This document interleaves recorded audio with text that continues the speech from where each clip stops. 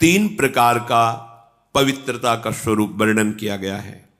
वाक शौच, वाक पवित्रता, वाणी की पवित्रता।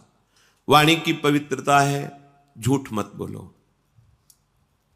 अगर कहीं भूल से अन्यत्र झूठ निकल जाए तो संतों के सामने झूठ मत बोलो, तो उस झूठ का समापन हो जाएगा, नाश हो जाएगा। एक घर तो त्रिभुवन में ऐसा रखो जहां तुम खुले रहो। एक घर, समस्त ब्रह्मांड में छल कपट का राज गुरुदेव के सामने तो जैसे वैसे रहो ना। तुमने ऐसा जी देखो, हमारा मन अमुक जगह आसक्त हो रहा है, हमारा मन गलत प्रेरणा कर रहा है, मैं इसको बचाने में असमर्थ हूं, आप कृपा करके बचा लीजिए, आप संभाल लीजिए। वो बोले ना बोले, अर्जी लग गई, वो संभाल लेंगे। क्योंकि जिनको तुम मानव समझ रहे हो उनके हृदय मंदिर में भगवान बैठे हैं, तुमने उन्हीं से निवेदन किया है। अगर दैन्य भाव से निवेदन कर रहे हो तत्काल सुनी जाएगी। और इसमें एक गुप्त बात, अगर आप उस कार्य में उत्साहित हो करने को और केवल ये वचन से आप बोल रहे हो तो रक्षा नहीं होगी। ध्यान रखना कि भाई दोष से निवृत्ति के लिए हमने कह दिया तुम्हें बचाना हो बचा लेना, अब हम तो जा रहे हैं अमुक कार्य करने, वो नहीं होगा, फिर आपको भोगना पड़ेगा। हृदय से आर्त भाव से कि मैं हार गया। जब आप आर्त होते हैं तो तत्काल अधिकार रक्षा का सामने से प्रकट हो जाता है। और ऐसे चाल, वही कपट इसी को कहते हैं कि हम ऊपर से कह रहे हैं देखो आपके शरणागत तो बचा लेना, और अंदर से कह रहे सामर्थ्य बचा लेना, जा रहे हम कर। ऐसा नहीं, हृदय से नहीं चाहता कि आपकी आज्ञा को उल्लंघन हो। पता नहीं कैसे विवश होकर नाथ मुझे सामर्थ्य, एक वो विवशता हृदय की। वाणी की पवित्रता, किसी को भी ऐसे कटु वचन मत कहो। जिस वाणी से तुम नाम जप करते हो उसी वाणी से तुम्हें किसी को दुख पहुंचे, ठीक बात नहीं है। मृदु पवित्र वचन बोलो।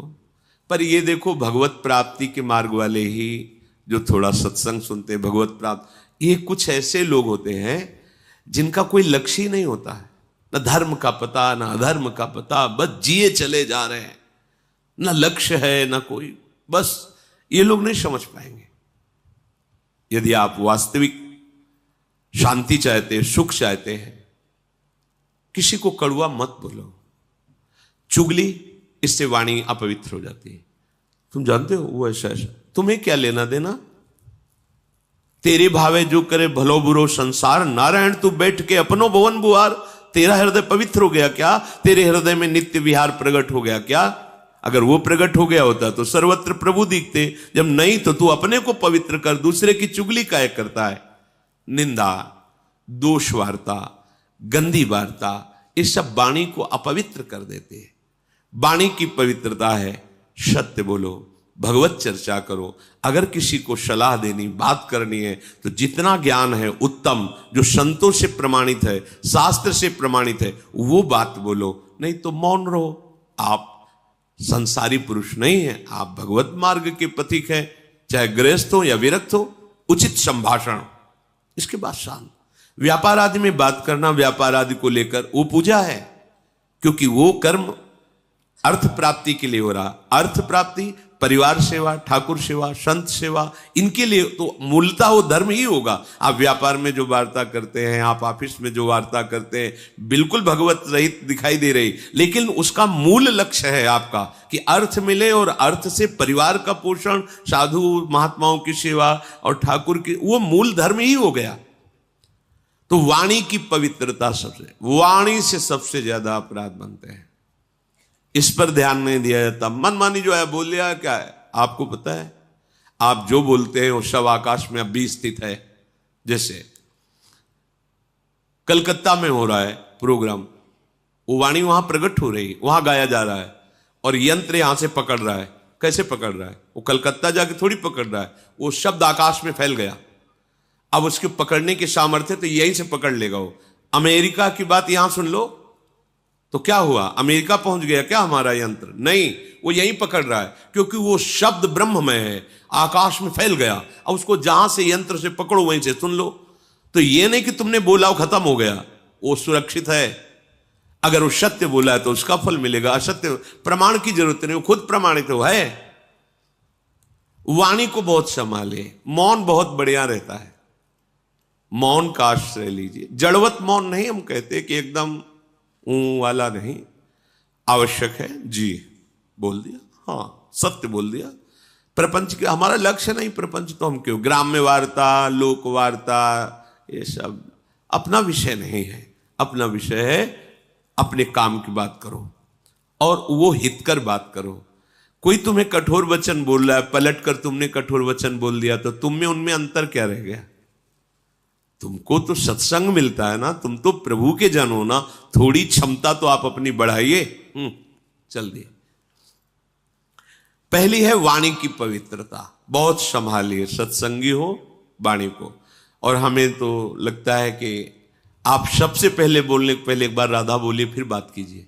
आपकी वाणी खुले तो सबसे पहले राधा, श्री राधा, हाँ ऐसा ऐसा ऐसा ऐसा ऐसा, अच्छा राधा राधा, राधे राधे, चलते।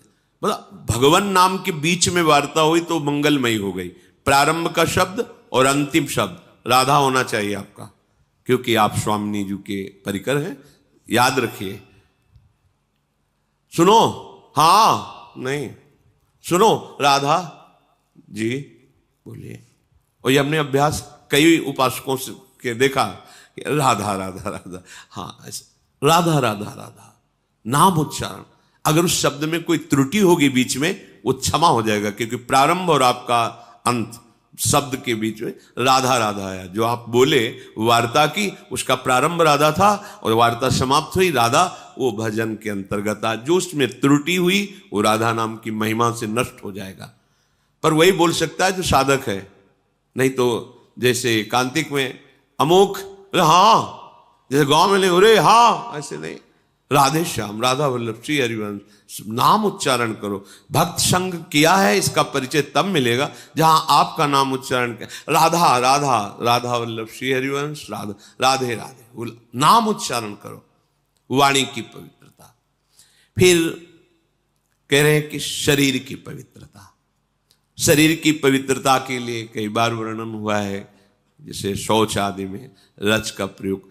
आप जैसे विरक्त हैं या गृहस्थ हैं, आपको मंत्र मिल गया है, तो अब ऐसे नहीं कि जहां मनाया खड़े लघु शंका कर दी, ऐसे चल दी। कोशिश करो। वैसे तो आजकल बोतलों में जल रखते हैं, छोटा गिलास रखा, या वो वैसे टेम्परेरी गिलास भी आते हैं, वो छोटे छोटे जो चाय आती पीने, वो पास है। लघु शंका गए, जल लिए, मूत्रेंद्रिय का प्रक्षालन किया, फिर हाथ धोया, फिर राधा वल्लभ श्री हरिवंश, राधा वल्लभ श्री हरिवंश, राधा वल्लभ श्री हरिवंश, आचमन किया और थोड़ा जल लेके से नाम जप करो, मंत्र जप करो, पवित्र वर्ष में। शौच गए, उतने ही कपड़े पहनो जितने आवश्यक हैं, जो धोने में काम आए। नहीं तो आजकल बाथरूम की व्यवस्था है, दरवाजा बंद, आप अगर बार बार कभी शौच लगे तो कमर से स्नान कर ले, यहां से हाथ धो लिए और हर छिद्र में जल, आंख में कान में ऐसे जल ले करके, नाक में ऐसे, और कुल्ला करके पवित्र हुए, बाहर निकले, रज लगाया, तिलक लगाया, आप भगवत स्वरूप हैं, पवित्र हैं। ये जो मनमानी आसुरी भाव नहीं है, फिर बुद्धि भ्रष्ट हो जाएगी, समझ में ही हमारी बात नहीं आएगी। बात समझ लेना। अगर आपका शरीर पवित्र नहीं है, वाणी पवित्र नहीं है, मन पवित्र नहीं, तो उपासना किस बात की हो रही? बोले दिखावे की क्या जरूरत है? ये सब बहिर्मुख लोगों के वचन। तस्मात् शास्त्रम प्रमाणम, शास्त्र आज्ञा कर रहा है। कई बार मन को समझाना पड़ता है। जैसे कोई आप प्रसाद दे दें और मुख में डाल लिया, और जहां मंत्र चलाने की कोशिश करो तो पहले अंदर से अभ्यास आता है, झूठा है, नहीं नहीं ये तो प्रसाद श्री जी का लिया है, ऐसा रज हर समय पास, जरा सा ऐसे, जरा सा एक कण भी दांत में लगा कि रज गई। अब आप मंत्र जप कर सकते हो। अगर पानी की व्यवस्था, आचमन नहीं, रज, आपको ऐसा लगता है कि जल की व्यवस्था नहीं, तो आप कहा है, आप एक झोली रखिए जिसमें चरणामृत है, रज है, आप उपासक है, तो आप वो रज निकाले, जरा सा ऐसे कर लिया और हाथ में हो गया, पवित्र हो गए आप। हर उपाय है, पर पवित्र जल से, रज से। वाक शौचम और कर्म शौचम, शरीर पवित्रता। अब कर्म पवित्रता, अब इसमें ज्यादा सावधानी की जरूरत है। हमारा कोई कर्म अपवित्र ना रहे। अपवित्र कर्म होता है धर्म विरुद्धाचरण। कोई ध्यान ही नहीं देता, चाहे जितना हल्ला मचाओ कोई ले। तभी तो संत जन हार करके फिर मौन हो जाते हैं कि चलो नहीं कोई संभलने वाला, अपने लगो अपने। हार गए बड़े बड़े महापुरुष, वर्षों उपदेश देने के बाद जब देखा कोई परिवर्तन नहीं, तब का 1,00,000 नाम जप करके आओ हमारे सामने, तब हम तुम्हारे प्रश्न का उत्तर देंगे। नहीं तुम प्रश्न करते रहोगे, उत्तर मिलता रहेगा, समझ में कुछ आएगा ही नहीं। नाम जप नहीं है तो पवित्रता हृदय में नहीं, कैसे बात समझोगे संतों की? तुम्हारी मलिन बुद्धि संतों की बात तक पहुंच जाएगी क्या? कर्म शौचम, कर्म शास्त्र प्रमाणित, गुरु उपदिष्ट। कोई भी कर्म ऐसा जो अधर्माचरण कहलाता है, वो हृदय अगर थोड़ा सा भी धर्म में चल रहा है तो आपका हृदय उत्तर देने लगेगा। ये गलत है, ये गलत। ज्यादा जानकारी के लिए रजिस्टर रखने की जरूरत नहीं है, वो हृदय ही है, वो बता देता रहेगा यहां गलत हो रहा है, सावधान हो जाए। नहीं समझ में आ रहा, संतों से पूछ लीजिए, भगवान से पूछ लीजिए। सच्ची कहते हैं, तुम हृदय में 1 मिनट शांत होइए और प्रभु से पूछिए, स्वामी प्रभु ये कार्य मुझे लगता है गलत है कि सही, आप अगर सही है तो हृदय शीतल हो जाएगा, गलत है तो जलन और संशय हो जाएगा। बस फिर अब उसको मत कीजिए। सही कार्य के लिए पहली पहचान है हृदय से। मन की बात नहीं हम कह रहे हैं, हृदय में एक शीतलता आ जाएगी। एक जैसे आपका सही प्रश्न का उत्तर आपको समझ में आ गया तो एकदम हाँ, ऐसे ही हृदय में आ जाएगा, हाँ ठीक है कीजिए, उत्साह आ जाएगा। अगर उसका जलन होने लगे, संशय खड़ा हो जाए, निषेधात्मक अंदर से संकेत हो, बिल्कुल मत कीजिए। वैसे शास्त्र स्वाध्याय नित्य इसीलिए करना चाहिए कि हमें क्या करना है क्या नहीं करना है, इसकी जानकारी हमें शास्त्रों से मिलती है, संतों के वचनों से मिलती है, सत्संग से मिलती है।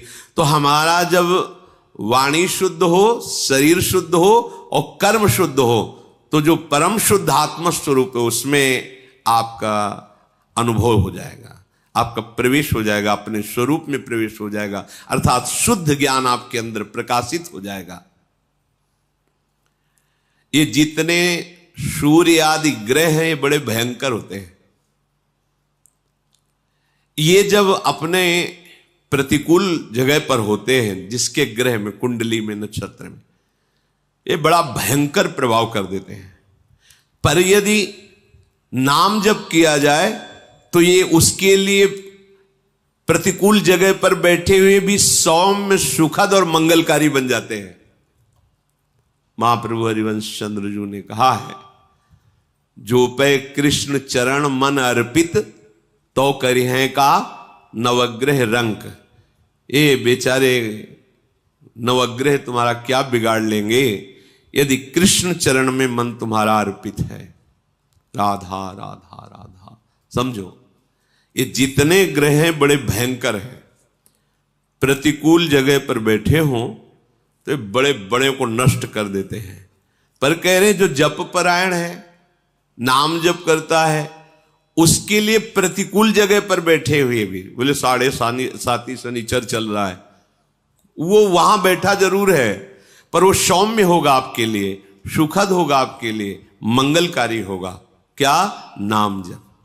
अगर भगवान की शरण में हो, भगवत सन्मुख हो, नाम जप कर रहे हो, तो कोई भी प्रतिकूल स्थान पर बैठा हुआ, विपरीत स्थान पर बैठा हुआ ग्रह आपका अनिष्ट नहीं कर सकता, और उल्टा वो आपको सुखद, सौम्य और मंगलकारी होगा। अब लोग इन सब के लिए बाहरी उपायों में भटकते हैं कि ऐसा है तो ऐसा कर ले। कुछ नहीं, नाम जप करो, इससे सब ठीक हो जाएगा। जो उपासक नाम जप करता है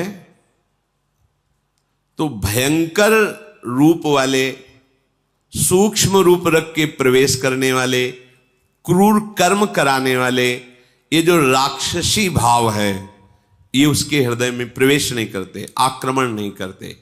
सर्वे नानुगतम चैनम दारुणाहा पिसितासनाहा घोर रूपा महाकाया धर्षयंती द्विजोत्तमम। जो जप परायण है, नाम जप करता है, तो यहां घूमते रहते हैं अव्यक्त रूप से भूत प्रेत पिशाच, भयंकर आसुरी राक्षसी स्वभाव वाले। जब आप अपवित्र हैं, भगवत विमुख हैं, देखो उनके कर्म कैसे थे। अरे यार घोर राक्षस है, बिल्कुल दया नहीं आई, ऐसा कर दिया। तो उसके ऊपर आविष्ट हो गया। ये सूक्ष्म रूप से रहते हैं, जैसे किसी को भूत दिखाई थोड़ी देते हैं, पर आवेश हो जाता है, बोले मैं अमुक हूं, क्योंकि वो अपवित्र है, भगवत विमुख है, उसके लिए द्वार खुला है, उसको दंड देने के लिए उसके अंदर प्रवेश कर गया। भयंकर रूप वाले या सूक्ष्म रूप वाले या विशालकाय क्रूर कर्मा, गलत कर्म कराने वाले, ये जो राक्षस हैं, जो आसुरी भाव हैं, ये जप परायण पर कभी आक्रमण नहीं कर सकते। इसलिए राधा राधा राधा बड़ा भयंकर है संसार, तुम्हें समझ में नहीं आ रहा। राधा राधा राधा राधा। जो जप परायण है, जो शास्त्र स्वाध्याय करता रहता है, जो अपने सुख को दूसरों में बांटता रहता है, और जो दूसरों में कभी दोष नहीं ढूंढता है, वो सदैव सुखी रहता है, निर्विघ्न रहता है। चलो इन आचरणों से सुखी तो चाहते हो। जो साधु शास्त्र का ज्ञान रखता है या न रखता है, ध्यान सुनो, उसे वेद आते हैं या नहीं आते हैं, वो पुराणों की कथा जानता है या नहीं जानता है, वो उत्तम संस्कारों से युक्त है या शून्य है, उसका समाज में सम्मान होता है या अपमान होता है, इससे कोई मतलब नहीं। यदि वो भजन परायण है तो राख में छिपी हुई आग की ज्वाला है। वो बोल लेता है कि नहीं बोल लेता है, उसे वेद आता है कि नहीं आता है, वो उसको लोग प्रणाम करते हैं कि नहीं करते हैं, संस्कार युक्त दिखाई देता है या नहीं दिखाई देता है, पर रात दिन भजन करता है तो कैसा है? बोले राख में छिपी हुई आग है, वो छेड़ मत देना। ऐसा भीख मांगता खाता है, ऐसे कोई तेज तो है नहीं, कोई लोग तो इसके पास नाम जप परायण, बड़ी महिमा है। जैसे प्रज्वलित अग्नि श्मशान में भी कभी दूषित नहीं होती, यथा श्मशाने दीप्तौजाः पावको नैव दुष्यति, एवं विद्वान अविद्वान वा ब्राह्मणो दैवतम महत्। चाहे विद्वान हो चाहे ना हो, श्मशान में भी आग पवित्र ही होती है, आग कभी दूषित नहीं होती। ऐसे ही जो सर्वत्र भगवत भाव रखने वाला है, निरंतर भजन में है, वो महान से भी महान है। कहीं भी बैठा हो, कुछ भी कर रहा हो, ये मत समझो कि तो अपवित्र है। जैसे श्मशान में भी आग पवित्र है, ऐसे भजनानंदी हर समय परम पवित्र रहता है। विषयान ग्रहणंत मुंचंतु वा, दृष्टि मत डालो, किस भाव की स्थिति में कहां तुम्हें पता नहीं है। प्रकारश्च पुरद्वारैः प्रसादैश्च पृथग् विधैः, नगराणि न शोभन्ते हीनानि ब्राह्मणोत्तमैः। बहुत बड़ी बड़े महलों से नगर बहुत सुंदर श्रृंगारित हो तो वो तब तक नगर कहलाने योग्य नहीं होता जब तक एक साधु ना हो। बहुत बड़ा नगर है, बड़े महल, बड़ी सुंदर चार दीवानियां, बड़े बड़े सुंदर द्वार, सब ठीक है, लेकिन उस क्षेत्र में एक भजन करने वाला साधु नहीं है, बोले वो शून्य, बेकार है। और चाहे जितना छोटा गांव या पुर भी हो ऐसा, और वहां एक भजनानंदी, वो महानगर है, क्योंकि एक भजनानंदी, तो आप सोचो ये तो भजनानंदियों का खेत है जहां आप बैठे हो। कोई ऐसा नहीं होगा यहां जो भजन न करता हो, कोई पक्का। वो कर नहीं रहा तो सुन तो रहा है ना। चलत फिरत सुनियत यह श्री राधा वल्लभ लाल। रंगनाथ जी जाना है, बिहारी जी, राधा वल्लभ जी कहाँ जाना है, यहाँ यही पूछना होता है। यहाँ थोड़ी पूछना होता है होटल जाना है या टाकीज जाना है, यहाँ तो यही पूछना होता है ये पथिकों से। अब वो भजन नहीं कर रहा पर भजन ही तो कर रहा। कहाँ चलना है? बांके बिहारी, बैठिए बांके बिहारी। हाँ नहीं, राधा दामोदर जाना, हम वहां तक छोड़ देंगे, सेवा कुंज से तुम राधा दामोदर चले जाना। पूरा चिंतन भागवतिक, चलत फिरत सुनियत है श्री राधा वल्लभ लाल, ऐसे वृंदा विपिन में बसत रहो सब काल। जिस नगर में एक भी संत रहता है, भजन करने वाला रहता है, वो पूरे नगर को तार सकता है। निकलते उठते हुए जय सियाराम, राधे श्याम, जो भी नाम उच्चारण हो, देखो संत महिमा देखो। आप कहीं भी स्थिति में हो, किसी भी संसारिक स्थिति, सामने साधु दिखाई दे, अगर थोड़ी भी आस्तिकता है तो तो भले उपहास हो, ए बाबा राधे राधे, राधे राधे भैया। 2 बार तुमने बोला, 2 बार उन्होंने कहा, 4 बार कान में नाम पड़ा, 4 बार मंगल हो गया। एक साधु जहां है उसमें धन्य है वो भूमि जहां साधु वास करते हैं, भजन करने वाले वास करते हैं। प्रजा की रक्षा करने वाला जैसे राजा होता है, ऐसे राजा और प्रजा दोनों की रक्षा करने वाला साधु होता है। इसीलिए पूर्व में जैसे देवराज इंद्र तो ऊपर भगवान बृहस्पति जी, महाराज विदेहराज जनक तो सदानंद जी, चक्रवर्ती सम्राट दशरथ जी तो ऊपर सिंहासन पर वशिष्ठ जी। जहां भी देखो राजा के ऊपर महाराजा बैठा मिलेगा, एक साधु बैठा मिलेगा जो राजा और प्रजा दोनों की रक्षा करता है। मार्कंडेय जी कह रहे हैं प्रजा की रक्षा करने वाला जैसे धार्मिक राजा होता है, तो प्रजा और राजा दोनों की रक्षा साधु से होती है। ये संत जन जो भजन करते हैं ना, तो जिसके राज्य में भजन करते हैं उस राजा को, उस राज सैनिकों को अपने आप उनका भजन का हिस्सा जाता है। क्योंकि हम सुरक्षित, अगर हमारे राज सैनिक और हमारे जो शासन विभाग वो रक्षा न करें तो जो क्रूर कर्मा लोग हैं वो भजन न करने देंगे, शांति भंग हो जाएगी। मनमाना आचरण करेंगे तो कैसे भजन कर सकते हैं? उनकी सुरक्षा है। जहां हम खड़े भी नहीं हो सकते, हमारी सामर्थ्य नहीं है, वहां वो अत्यंत कष्ट सह करके पहाड़ों पे जहां ऑक्सीजन से ही नहीं मिल रहा, भीषण बर्फबारी हो रही, वहां वो खड़े हैं केवल हमारी सुरक्षा के लिए कि हमारे देश के अंदर कहीं कोई ऐसा अपवित्र भाव वाला, हिंसक भाव वाला कोई प्रवेश न कर जाए, हमारे देशवासी सुरक्षित रहें। तो चाहे गुफा में भजन करो, चाहे समाज में भजन करो, भजन का हिस्सा उनको पहुंचता है क्योंकि वो रात दिन सुरक्षा में लगे हुए हैं। तो वो कह रहे हैं कि जैसे प्रजा की रक्षा राजा करता है, ऐसे राजा और प्रजा दोनों की रक्षा साधु करता है। जिस नगर में, जिस गुफा में, जहां भी संत भजन कर रहे हैं, ये न समझे कि इनका तो जीवन बेकार, समाज के काम नहीं आ रहे। नहीं, उनका किया हुआ भजन अपने आप विभाजित होता है। भिक्षा देने वाले को, वस्त्र देने वाले को, वास व्यवस्था करने वाले को, प्रणाम नमस्कार करने वाले को, राजा को, राज्य शासन विभाग को वो जाता है, तभी तो मंगल होता है। ये जो बड़े पापाचरण होने पर भी सर्वनाश की स्थिति नहीं आती, उसका कारण ये भजन, जिस दिन भजन करने वाले महात्मा अंतर ध्यान हो जाएंगे, हाहाकार मच जाएगा। क्योंकि फिर दैवी शक्तियां अपने आप, जब वर्षा होनी तब होनी नहीं है, जब नहीं होनी चाहिए तब होनी है, फसल पकी खड़ी है, ओले गिर रहे, मतलब हर प्रकृति उल्टी हो जाती है। पृथ्वी में बड़े तीर्थों का वर्णन किया गया है, पर जो नाम जापक उपासक हैं, नाम कीर्तन करते हैं, भगवत चरणारविंद के आश्रित हैं, इनके जैसा कोई तीर्थ नहीं। मुद मंगल में संत समाजू, जो जग जंगम तीर्थ राजू। ये चलते फिरते तीर्थराज प्रयाग हैं। दरस परस अगनास, बास निज संग करो दिन, तीन मुख हरिजस सुनत, श्रवण मानोनत। इनके दर्शन से, इनके स्पर्श से, इनके संभाषण से, इनके वचनों के सुनने मात्र से बड़े बड़े पाप नष्ट हो जाते हैं। पुण्य तीर्थों का बहुत वर्णन है, जहां स्नान, दान और नियम पूर्वक करने पर उसका फल मिलता है।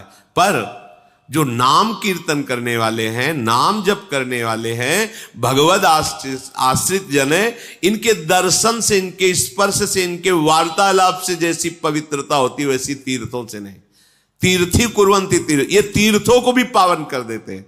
गंगा अवतरण प्रसंग में आता है, भगीरथ जी से भगवती गंगा जी कहती है कि माना कि महादेव जी अपने जटाओं में रोक लेंगे, पर भूतल में जब मैं जाऊंगी तो पापाचारी लोग मेरा स्पर्श करेंगे, अवगाहन करेंगे, मैं मलिन हो जाऊंगी, तो मेरे को पावन कौन करेगा? तब भगीरथ जी ने कहा, जो साधु हैं, समदर्शी हैं, शांत हैं, निरंतर भगवत परायण हैं, वो हे गंगा जब आपका स्पर्श करेंगे तो आप निष्पाप हो जाओगी। हाँ, गंगा पापम शशि तापम दैन्यम कल्प तरुष तथा पापम तापम तथा दैन्यम हरति साधु समागमा। मात्र एक संत संग से तीनों काम हो गए। गंगा जी पाप का नाश करती, चंद्रमा शीतलता प्रदान करके ताप का नाश कर, ये सब ताप, पाप, दरिद्रता, जैसे कल्पतरु दरिद्रता नष्ट करता है, साधु संग दरिद्रता नष्ट कर देता है। क्या? जब आपको भगवान नाम में प्रीति होगी तो आप सबसे बड़े धनी हो गए। कबीरा सब जंग निर्धना, धनवंता नहीं कोई, आप धनवान हो गए। राधा राधा राधा परम धन राधा नाम, तो खत्म हो गई दरिद्रता, ये घिघियाना, बार बार विषय भोगों की याचना करना, और दैहिक दैविक भौतिक ताप। जहां भगवान का चिंतन, भगवान की लीला कथा, वहां इनका प्रवेश ही नहीं होता। नाम जब चल रहा है, अब कौन पाप ताप तुम्हें छू सकता है? तो कह रहे तीर्थों का बहुत वर्णन है शास्त्रों में, पर यदि कहीं भगवत आराधक संतों का संग मिल जाए, नाम कीर्तन हो रहा है, नाम जप हो रहा है, भगवत कथा हो रही, बोले तत्काल निष्पाप कर देता है। तत्काल संत दरस जी में पातक टरे, बड़े भाग से जब संतों का संग मिलता है, बस वहां अभिमान न करे, वहां ज्यादा अपनी बुद्धि न चलावे, भगवत भाव से बड़े भाग्य मिले, आज मुझे संत समागम मिला, ऐसा। साधु संग मपूतेन वाक्य भाषित वारिणा पवित्रीकृत मात्मानम संतो मन्यन्ति नित्यशः, कि सत्संग से जैसी पवित्रता आती वैसी कहीं से नहीं। पर एक फिर बात, डिबिया में ही पारसमणि रखी हुई है, कहीं दूर नहीं, और डिबिया लोहे की है, पर बीच में रुई का पर्दा है, त्रिकाल में भी सोना नहीं बन सकती। नहीं तो स्पष्ट लिखा हुआ है सेवकवाणी में, आलय बन बसत संग पारस के आयस माने लोहा, कनक समान भयम। लोहे ने कौन सी तपस्या की भाई, कौन सी साधना की? पारस के स्पर्श मात्र से सोना बन गया। पारस ये देखती है क्या कि उत्तम आचरण करने वाले घर का सोना लोहा है, या ये किसी हिंसात्मक वृत्ति करने वाले के घर का लोहा है? नहीं देखते, बस छूते ही दोनों को सोना बना देगी। पारस गुण अवगुण नहीं चितवत, कंचन करत खरो, तुरंत उसे सोना बना देगी। पर रुई का पर्दा, कपट का पर्दा, अहंकार का पर्दा फिर पास रहते हुए भी नहीं हो पाएगा पक्का। इसलिए समझो, आपको अगर वृंदावन धाम मिला है, महापुरुषों की वाणी सुनने को मिले, ये साधु संग मिला है, कहां बैठे हो? मतलब कितने आनंद का विषय है कि प्रभु ने मुझे अपना माना, कैसा संग दिया। केवल रहने से, सुनने से आपके हृदय में भक्ति अंकुरित हो जाएगी। यहां तो भक्ति नृत्य कर रही है। भगवत प्राप्ति वृंदावनवासी के लिए कोई प्रश्नवाचक बात है क्या? नहीं, जय रेणु पर मरिबो मंगल है, हम शरीर झूठा कुछ नहीं किया, पूरे जीवन गृहस्थी में रहे। परिवार के सदस्य जब वृंदावन वास करने, तो उनको असंतुष्टता हुई, पर उनके शरीर से प्रकट हुआ पुत्र वृंदावन। तो चमत्कार लाडली जू का कि गिरे, बेहोश हुए, वृंदावन उठा के ले गए चंद दिनों में शरीर। हम तो यार तरसते हैं इस बात के लिए कि कहीं ऐसा ना हो कि कोई रोक का ऐसा कि भैया अब ले चलो इनको दिल्ली बंबई, तो कभी ऐसा ना हो। हम तो मांगते तरसते हैं कि जब हो तो इसी रज में हो। देखो, जो मांगा नहीं, जाना नहीं, चाहा नहीं, विरोध भाव किया, लेकिन अंश है इस वृंदावन में, तो घसीट लिया और परम कल्याण। आप यहां रह रहे हो, आपके कल्याण में कोई दिक्कत होगी, बस अन्य आश्रय मत रखना। ये हमारी बातें थोड़ा कम समझ में है, अन्य आश्रय मत रखना। हम किसी और को इतना अधिकार न दे दे कि हमारे लक्ष्य पर बाधा खड़ा कर दे। भाई ये ध्यान रखना, यहां मरने मात्र से भगवत प्राप्ति, ये धाम है, परम धाम है श्री जी का। सत्संग से जितनी पवित्रता होती उतनी किसी अन्य तीर्थों से नहीं। सत्संग परम पवित्र, भगवान ने भी अपनी वाणी से कहा है, व्रतान यज्ञ छंदांस तीर्था नियमा यमा यथा वरुण देत सत्संगा। श्री भगवान की वाणी, सत्संग से बढ़कर। पर बस फिर वही बात कह रहा हूं कि बोले फिर सत्संग का प्रभाव इसके ऊपर क्यों नहीं पड़ा? ऊसर वर्षई तरण नहीं जामा, क्या करे? फूलई फरई न बेत, बांस में चाहे जितनी डीएपी लगा दो और खूब पावरफुल पानी उसमें डालो, कभी